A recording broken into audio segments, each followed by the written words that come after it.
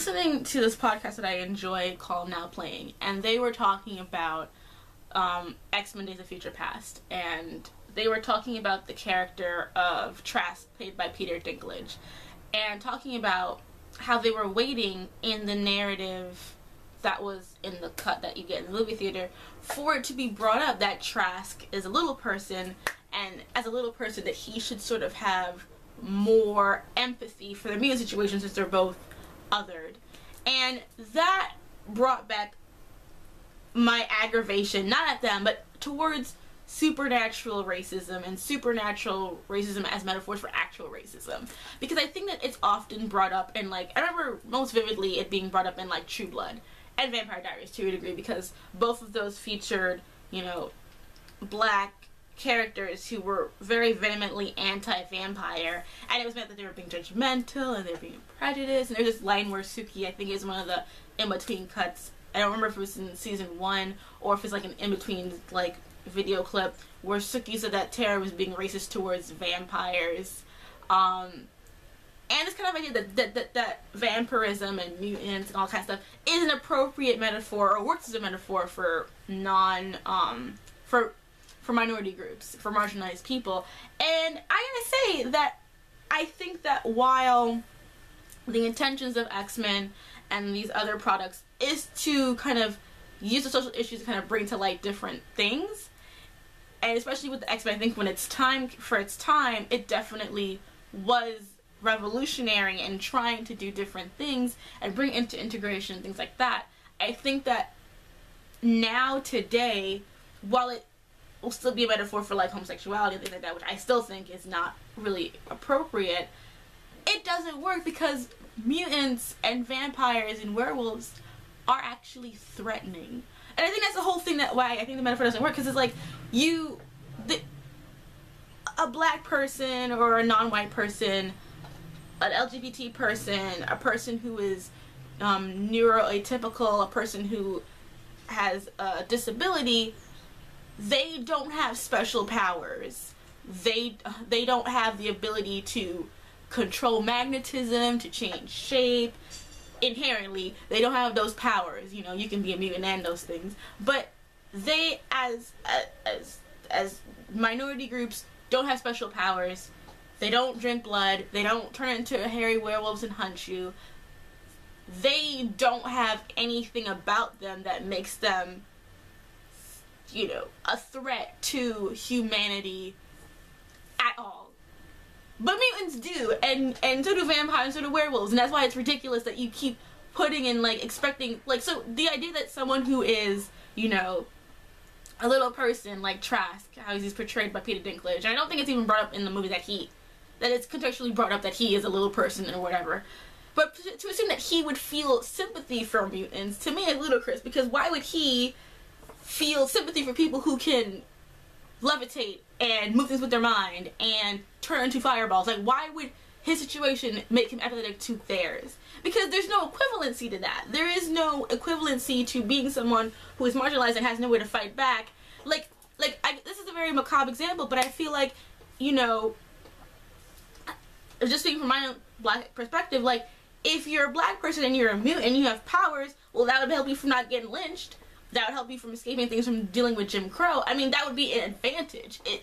It's always true that these things are like, it makes them more able to be victimized, but it's like you have powers that could destroy any human. I think in True Blood they've always, like, as much as I won't like the anti-vampire characters because they're so poorly written and constructed, but their points about vampires being a threat are often reinforced by the actual vampires in the show. I mean, Eric and Bill could slaughter dozens of humans at one time, and that's not something that the average minority person could do. So for me, I feel like while these metaphors for homosexuality and other groups are being utilized, they don't work because of, one, who they're casting for it. I think that was my problem with American Horror Story Coven, is like, well, they're trying to have these stories about people of color and victimization and whatever. It's like you still have the focus being around, you know, one, of course, majority white people, and that will always be an issue. Like, you can't, if you're trying to show discrimination from different groups, you have that different groups included with those people you're using as metaphors. You can't just have it be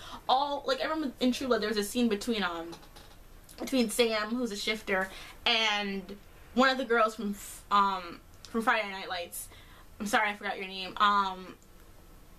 The girl from Friday Night Lights, and she's black, and she was talking about like how her family was like mixed race, was in the civil rights thing, and then he's talking to this shifter, and he goes like, you don't understand what it's like to be persecuted for who you are and what you are and how you can't help it. I'm just like, you're telling a black person right now, and you're a white man, about how your struggle as a shifter is like equivalent to her, is superior even to her equivalent of being a young black woman in the South and having family members who were involved in civil rights. Like, for real. Like, this is what you're trying to say to me right now. And, well, I think sometimes it can be kind of, like, tongue-in-cheek. A lot of times, it's, like, the fact that people expect that. And I think it's also a conversation that's always had whenever there's kind of, like, minority conflicts in real life. Like, if you're black, you should be more sympathetic to gays because you know what it's like to be treated badly. And if you're gay, you shouldn't be racist because you... And, again, there are nuances that are always ignored, just period. In real life.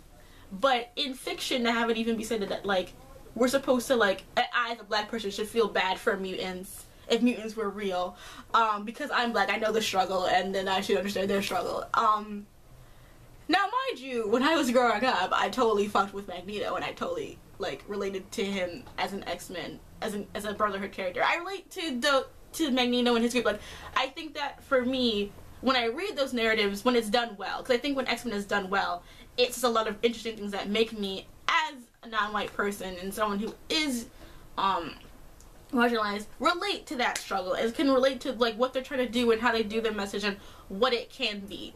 And so on one hand, when it's done well, you can have characters who it can be relatable, but to expect equivalencies within the text, to me, I think is ludicrous. I don't see why that would work. So I want to ask, have any of you guys ever, like, when you were younger, watched these shows and got any insight into racism or, you know, prejudice of any kind? Like, did watching these things where you would have someone who was, like, an alien or a vampire be treated badly because he was an alien or vampire make you feel some sort of empathy for other racial groups? And if so, why? Like, why did the alien or the vampire or the mutant affect you in a way that actual real history did not?